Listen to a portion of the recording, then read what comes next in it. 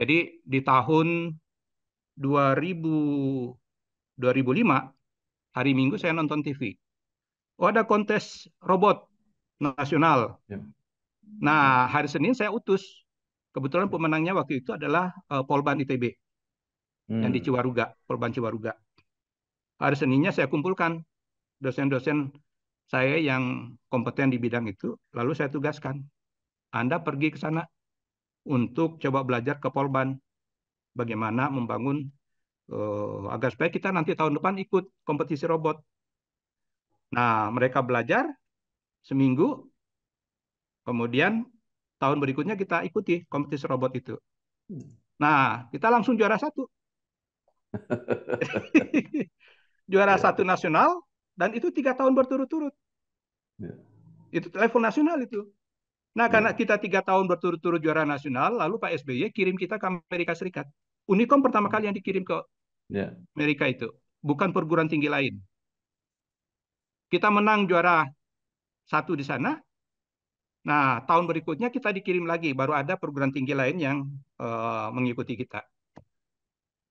Jadi hingga 2024 ini sudah 10 tahun Unicom itu menjadi kampus yang menjuarai kompetisi robotika tingkat internasional.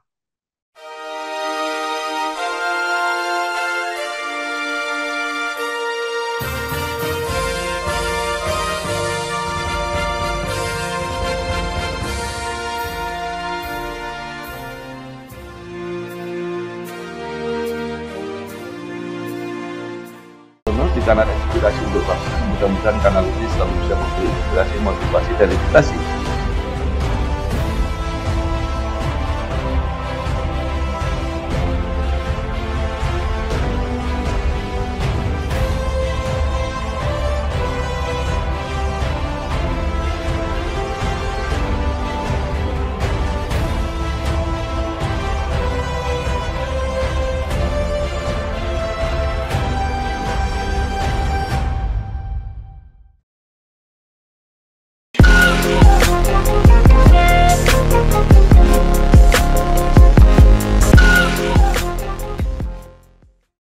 Assalamualaikum warahmatullahi wabarakatuh. Bersama saya Bambang Sadiono di kanal Inspirasi untuk Bangsa. Mudah-mudahan kanal ini selalu bisa memberi inspirasi, motivasi, dan edukasi.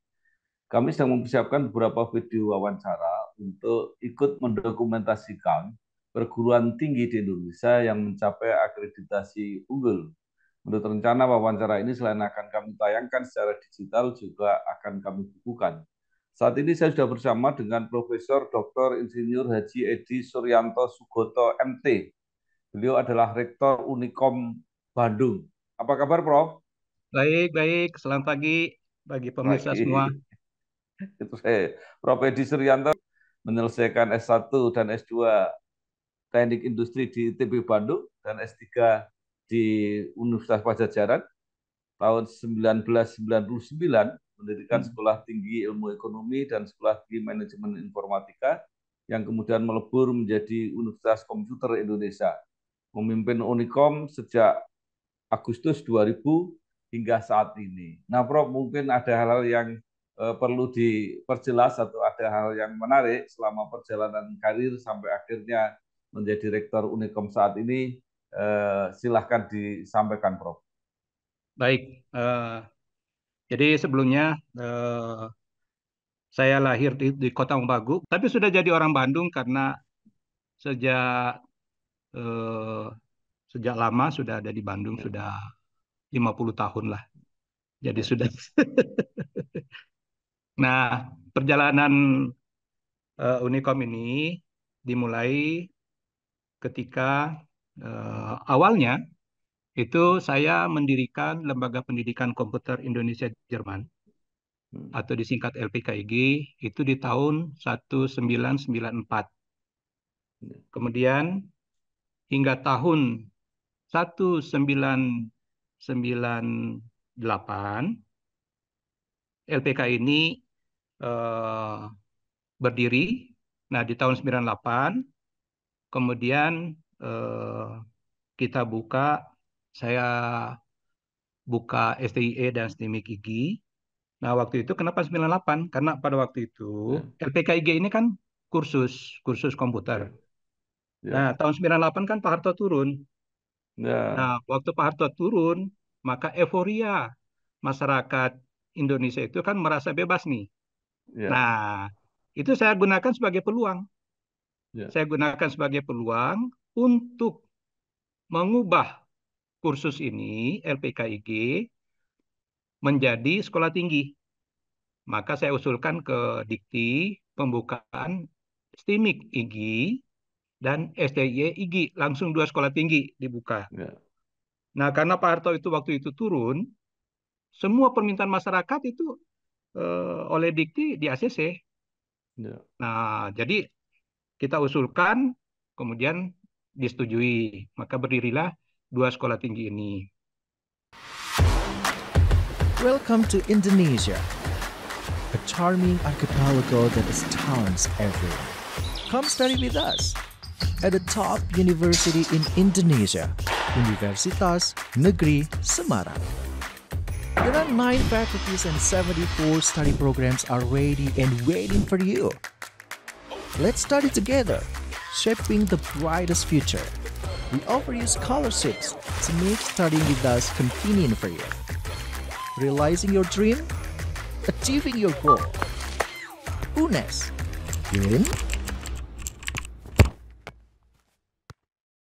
Nah, hanya dalam waktu 6 bulan, karena euforia Pak Harto turun waktu itu masih betul-betul hebat gaungnya, itu juga saya gunakan sebagai peluang untuk memerger dua sekolah tinggi ini menjadi Unikom. Nah, Hmm, kalau dua sekolah tinggi berarti kan ada dua nakoda itu.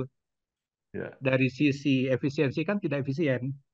ya, Nah, kemudian juga efektivitas juga tidak. Nah, ini eh, jiwa entrepreneur saya itu saya gunakan untuk menggabungkan kedua sekolah tinggi ini menjadi Unikom, lalu sekaligus kita, jadi kalau STIMIK ini menjadi Fakultas Teknik, STIE bertransformasi menjadi Fakultas Ekonomi.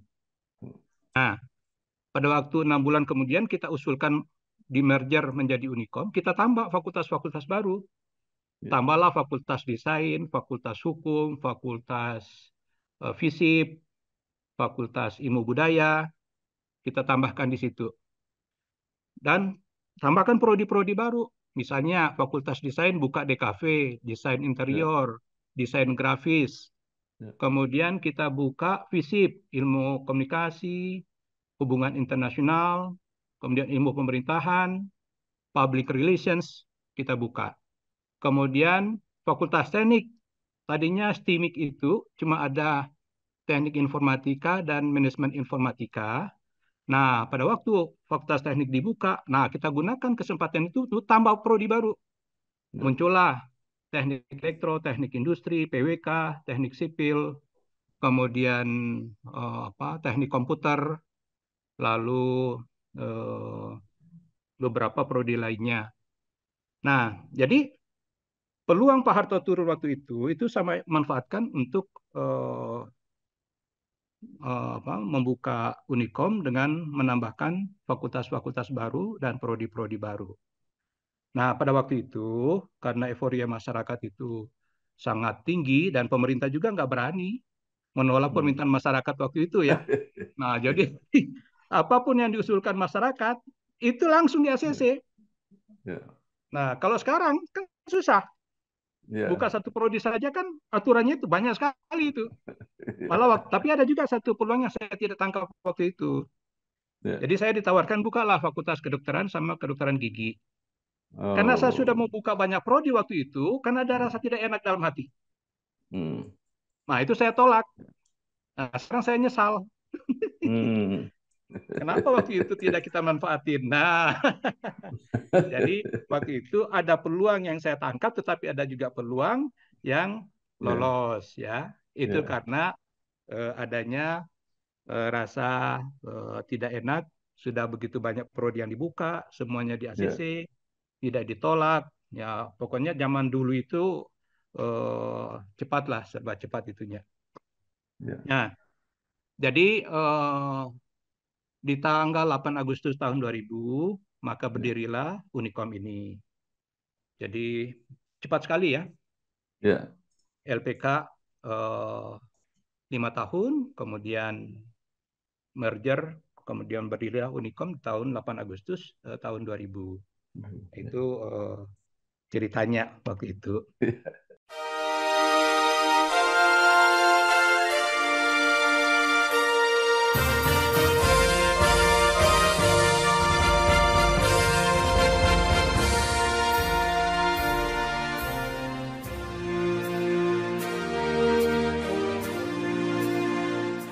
Baik, kemudian Prof mungkin bisa dilanjutkan sejarah perjalanan atau perjuangan Unicom sehingga mendapat akreditasi unggul.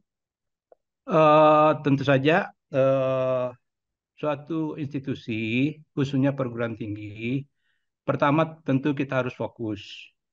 Jadi kita fokus untuk mendirikan, kita fokus untuk mengembangkan, kita fokus untuk memajukan, dan kita fokus untuk menjadikan perguruan tinggi itu unggul. Ya. Dalam langkahnya itu. Jadi pada saat kita mendirikan suatu institusi, maka fokuskan sasaran kita pada apa yang akan kita bangun. Pikiran kita jangan pecah ke yang lain-lain. Ya. Fokus aja ke situ.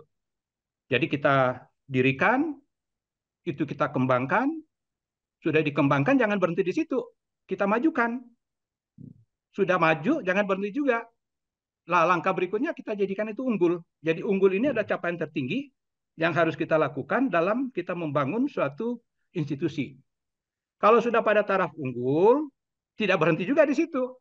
Karena Ya. juga kita harus melakukan langkah-langkah internasionalisasi institusi kita.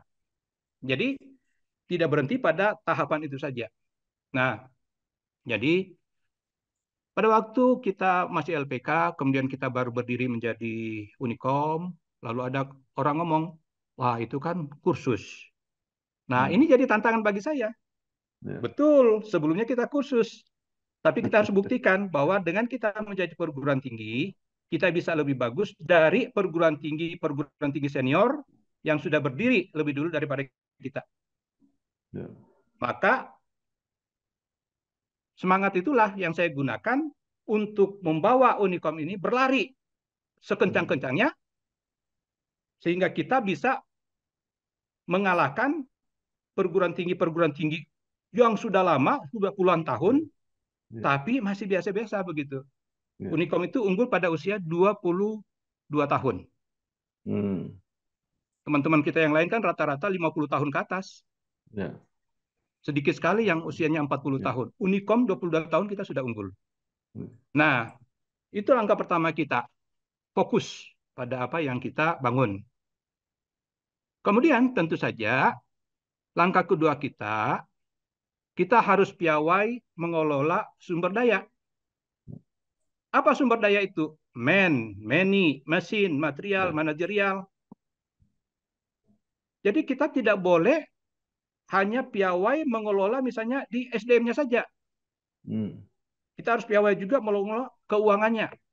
Kita harus piawai juga mengelola permesinannya. Kita harus piawai mengelola dan sebagainya itu. Jadi tidak boleh berhenti pada satu ini. Jadi maksud piawai mengelola sumber daya di sini adalah piawai mengelola yang saya sebutkan tadi. Ya. Dengan demikian, maka sistem itu bisa kita gerakkan dan itu hanya mungkin tercapai apabila langkah ketiga kita lakukan. Kita action. Tidak boleh kita, wah percaya saja Anda saya tunjuk untuk melaksanakan itu ya. Ini saya bangun dan saya terlibat langsung di dalam. Jadi sekecil apapun proses-proses yang ada di dalam saya tahu. Kenapa kita bisa 22 tahun unggul? Ya. Karena saya pelakunya. Karena saya melakukan itu. Ya. Dari pagi sampai tengah malam saya ada di kantor. Ya. Atau saya berinteraksi dengan kolega-kolega kita untuk kemajuan institusi ini. Jadi kalau kita misalnya banyak teman-teman kita itu kemudian ya barangkali agak telat majunya, agak kurang cepat, Ya. bahkan banyak juga bermasalah. Itu karena yang bersangkutan tidak terjun langsung. Kalau Hmm. dia terjun langsung, minimal dia bisa meminimize penyimpangan sekecil apapun. Karena kalau sudah terjadi penyimpangan sekecil apapun, itu nanti melebar dia. Tidak terkontrol, bikin lagi berikutnya, bikin berikutnya. Akhirnya betul-betul tidak terkontrol. Dan itu berbahaya. Kalau kita di PTS, tidak boleh terjadi itu.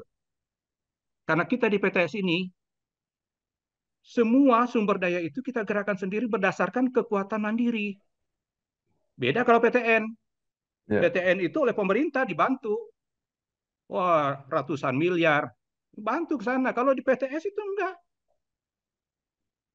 Jadi kita betul-betul harus survive dengan kekuatan kemandirian kita itu. Nah, untuk bisa survive, tentu kita harus terlibat action di dalamnya, sehingga kita bisa tahu proses-proses apa yang harus mana yang urgent dan penting kita dahulukan.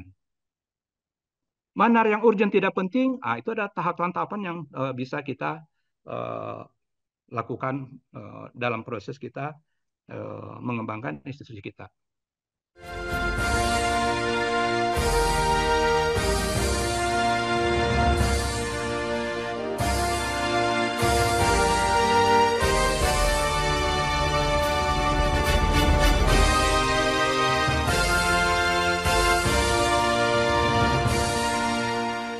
Baik, Bro. Nah, sekarang kalau apa yang sudah dicapai itu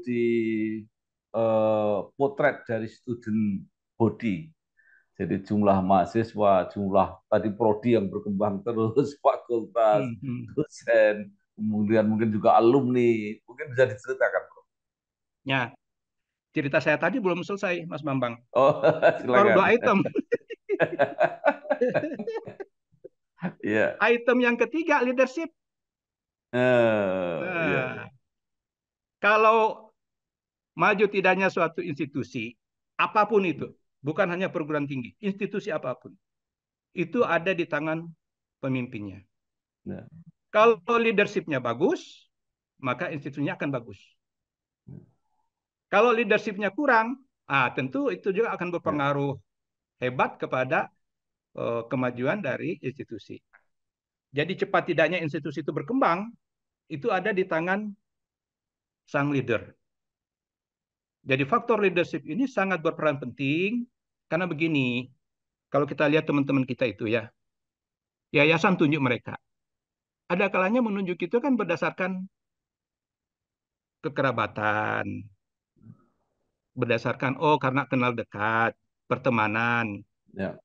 Tidak didasarkan pada profesionalisme.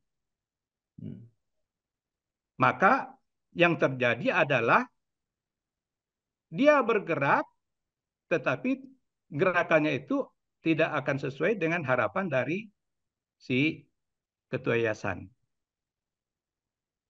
Tapi kalau kita sudah melihat track record yang bersangkutan, kemudian kita tunjuk dia untuk menjadi pemimpin, maka biasanya itu bisa cepat.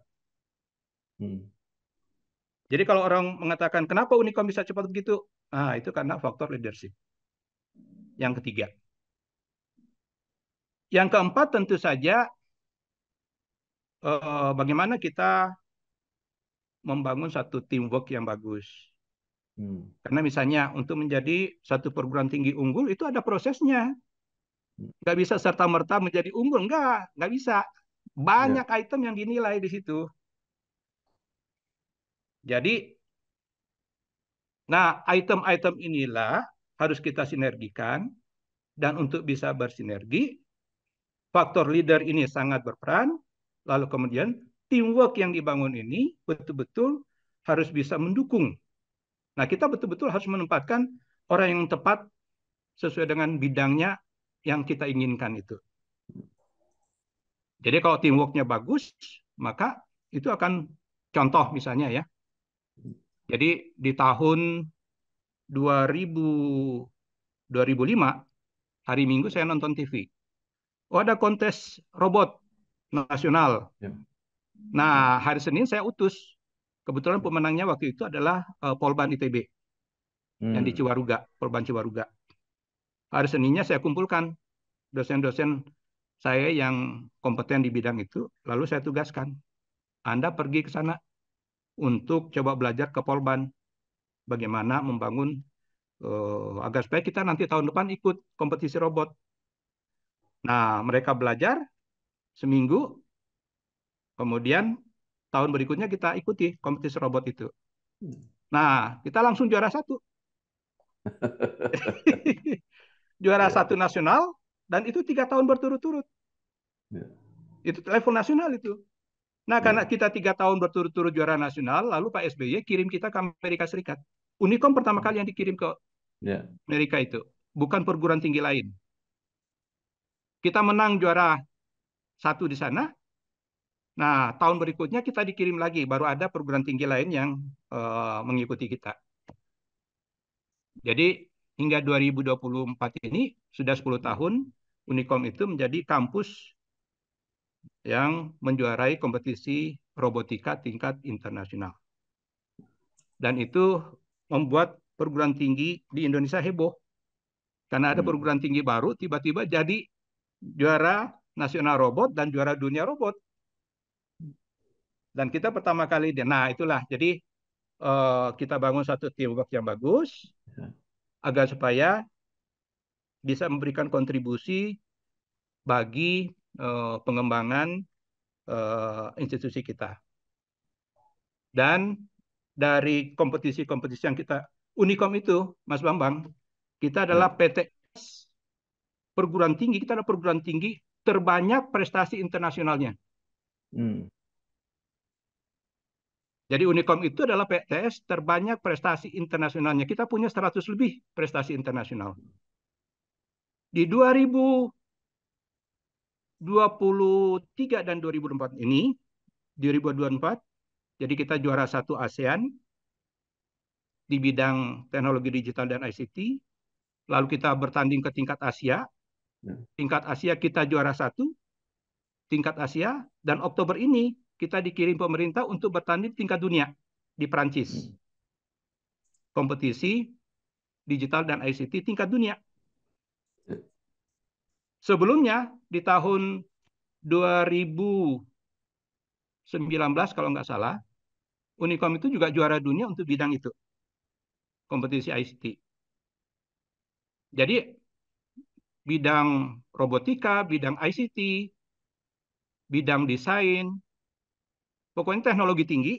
Alhamdulillah para mahasiswa kita bisa kita pacu untuk mencapai taraf internasional itu. Nah, jadi yang membedakan Unicom dengan perguruan tinggi lain itu Ya. adalah prestasi internasionalnya terbanyak.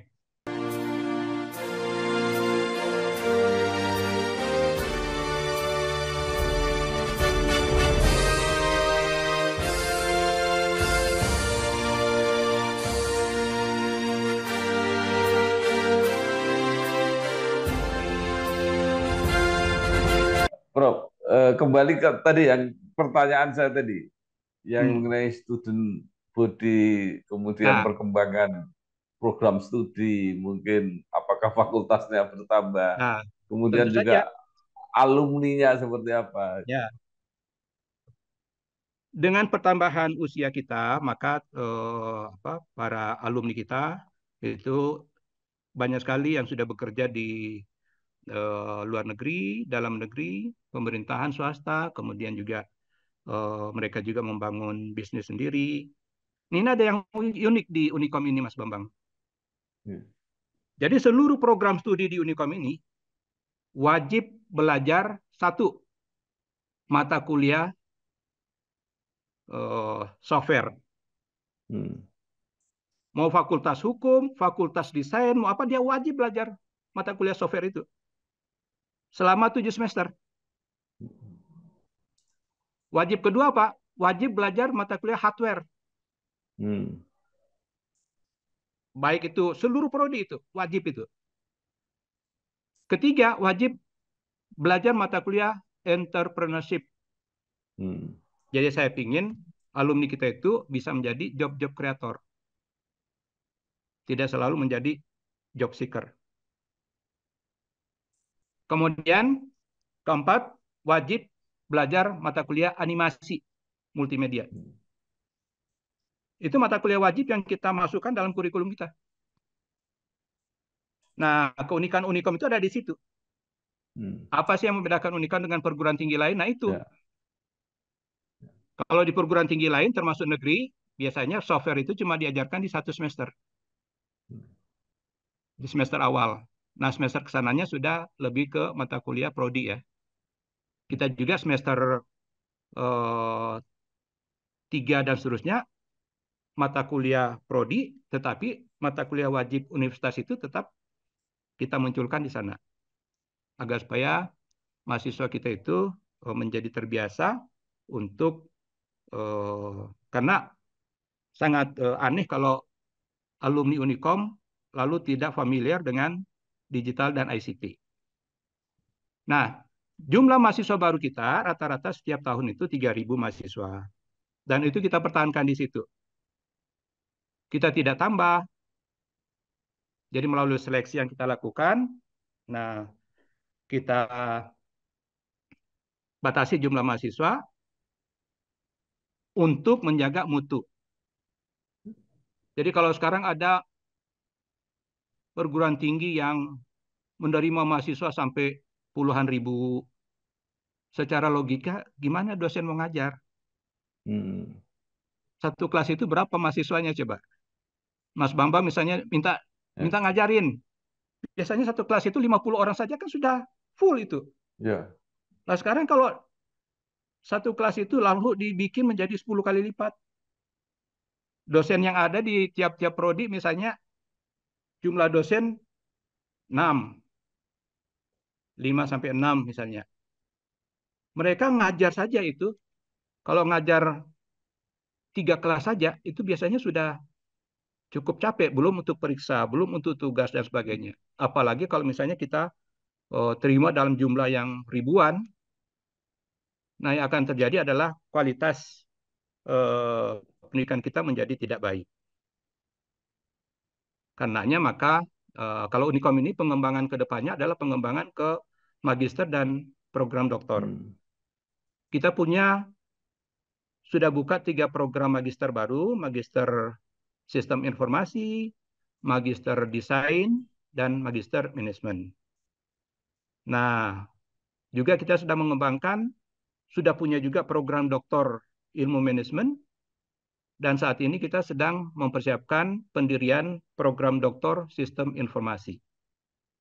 Jadi kita punya sistem informasi S1, punya sistem informasi S2, dan sekarang kita sedang mempersiapkan pendirian S3 untuk bidang sistem informasi juga. Jadi ada kesinambungan.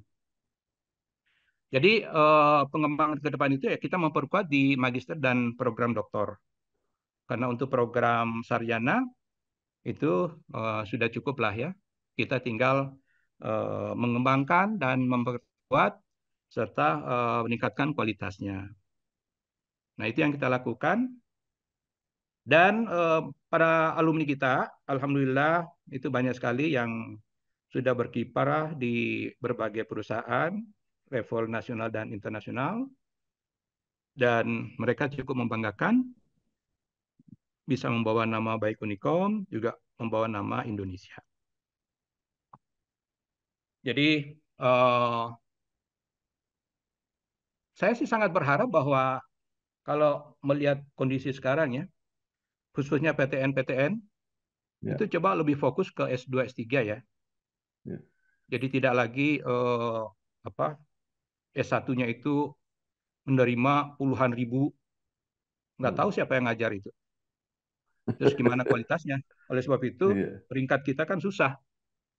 Peringkat dunia kita kan, UI saja masih di peringkat 220-220-an.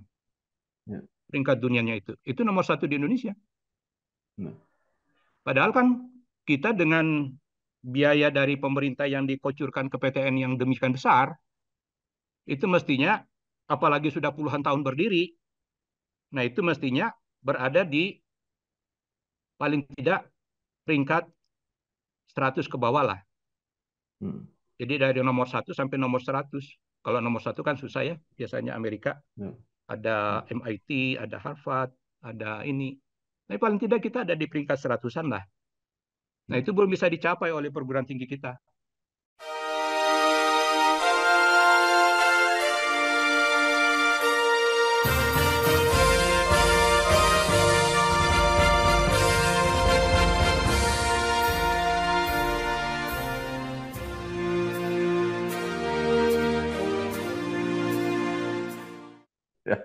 Baik, baik.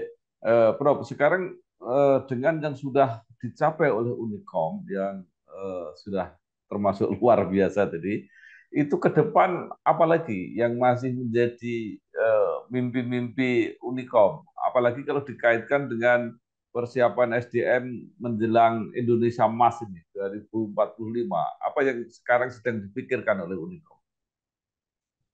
Yang kita lakukan tentu lebih ke action pada internasionalisasi. Contohnya misalnya kita berusaha agar supaya lebih banyak lagi kita memperoleh hibah-hibah internasional, kita membangun lebih banyak lagi link-link internasional, mulai dari kerjasama dengan berbagai perguruan tinggi untuk misalnya dalam penelitian dan pengembangan. Nah, karena itu yang bisa mendukung jabatan fungsional dosen-dosen kita tentu saja, dan juga bisa mendukung income juga dari dosen-dosen kita. Jadi kalau mereka bisa memperoleh hibah internasional, itu tentu merupakan satu hal yang, nah itu target kita ya. Jadi target kita ke depan. Kemudian juga kita berusaha agar supaya mengembangkan lebih banyak lagi program S2 dan S3 tentu. Itu ada tahapannya. Jadi step by step kita lakukan sehingga bisa memfasilitasi kebutuhan SDM yang ada pada saat ini, khususnya di Indonesia tentunya. Prof, kalau di perguruan tinggi negeri itu kepemimpinan kan dibatasi minimal 2 periode. Kalau di swasta kan bebas. Nah, Nah, tetapi apa yang direncanakan khususnya oleh Prof Edi sendiri untuk mempersiapkan pemimpin ke depan dari Unicom? proses regenerasi itu wajib, mutlak kita Ya, lakukan. Kalau di swasta memang tergantung statuta dari yayasannya. ya, Jadi kepemimpinan di perguruan tinggi swasta itu sangat ditentukan oleh statuta ya, dari yayasan yang membawahi perguruan tinggi masing-masing. ya, Ya. Nah, khusus untuk Unicom, saya juga sudah mempersiapkan kaderisasi, ya, karena kita punya keterbatasan, tentu tidak akan selamanya ya. ya, Jadi ya, kalau saya sebagai pendiri, is okay. Saya sebagai pendiri dan sebagai pelaksana, karena saya ingin Unicom ini dia unggul dulu, unggul ya, sudah tercapai. Nah, di samping itu sekaligus juga kita mempersiapkan proses regenerasi. Itu sudah kita lakukan. ya. Sehingga saya setiap saat itu bisa lengser ke Prabon. Nah, gitu. Gitu menurut Pak Ya, Harto ya. ya, Bisa ya, lengser ke Prabon. Nah, itu sudah sudah disiapkan memang. Jadi itu penting, Mas Bambang. Karena kalau ya, tidak, wah bahaya. ya, Dan mereka ya harus betul-betul sebelumnya kan kita dibantu oleh teman-teman dulu ya, teman-teman dari ya, PTN, bantu Unicom pada awal berdiri ya. ya, Jadi saya dibantu dari teman-teman dari ITB, dari Unpad, ya, dari UGM yang jadi dekan ya. ya, Nah, jadi para profesor itu membina dosen-dosen muda kita. Nah, sekarang dosen-dosen muda kita ini ada yang sudah jadi guru besar, ya, ada yang sudah guru besar madya, ya, doktor-doktor sudah banyak sekali, dan tentu teman-teman kita yang tadinya membantu kita ya sudah melakukan proses regenerasi dan estafet kepemimpinan sudah dilakukan. Ya. Jadi kalau saya sekarang anytime bisa saya lakukan khusus untuk diri saya ya, karena kita ya. juga sudah punya kandidat-kandidat calon pemimpin di Unicom ya, dan saya bisa menikmati hidup, Mas Bambang. Luar biasa. Saya tidak berpolitik, jadi Ya, tawaran berpolitik, wah banyak. Tapi saya tidak, ya, karena saya ingin, buat apa kita? Saya ingin menikmati hidup, ya, jujur ya. ya, Jadi kita sudah membangun Unicom, sudah ya, menjadikan Unicom unggul. Jadi nanti langkah-langkah proses regenerasi harus kita lakukan, dan setelah itu ya, kemudian saya ya, lengser ke Prabon, ya, menikmati hidup lah, ya. ya, Bisa, oh ya, bisa jalan-jalan ke sana kemari begitu, Mas Bambang. ya.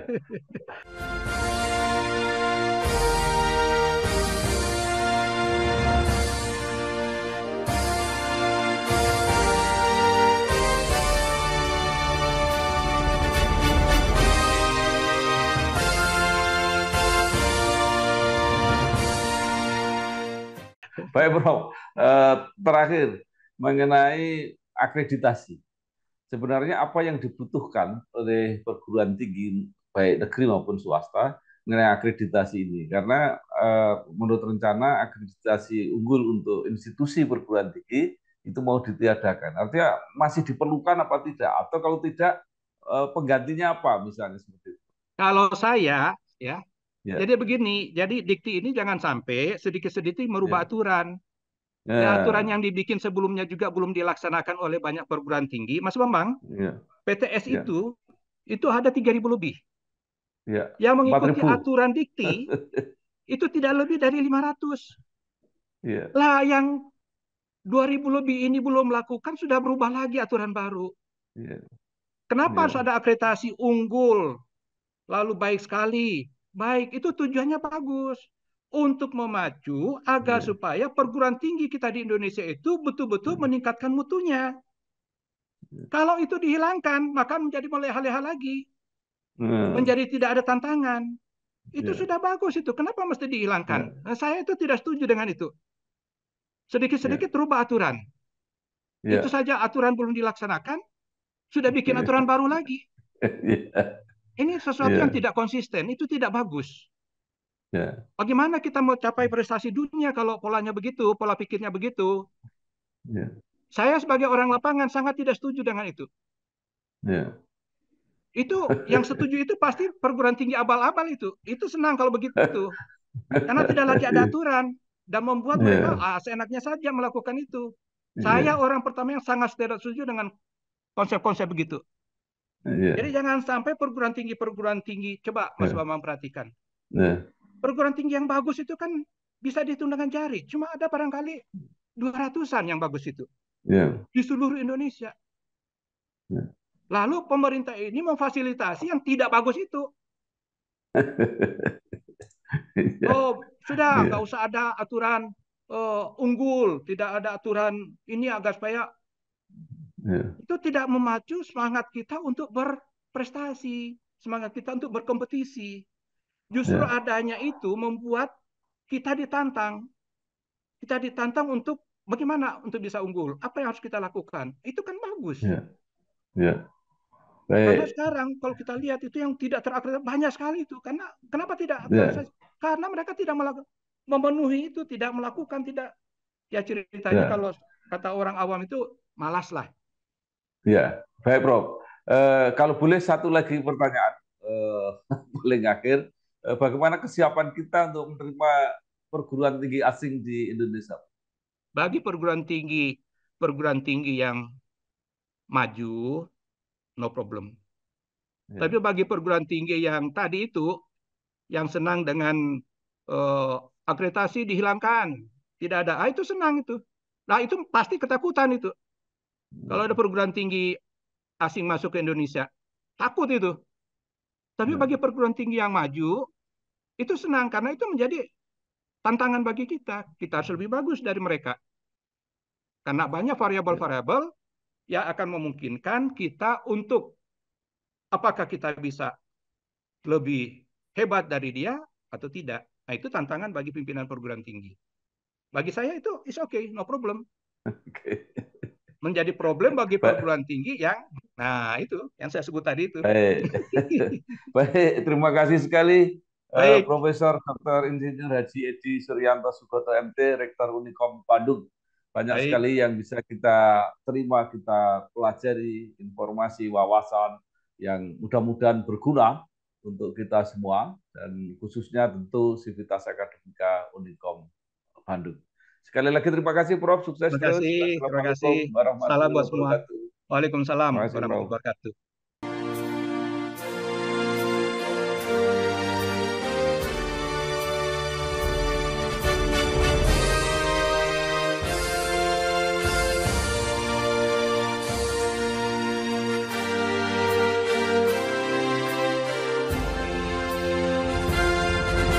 Di kanal inspirasi untuk bangsa, mudah-mudahan kanal ini selalu bisa memberi inspirasi, motivasi, dan edukasi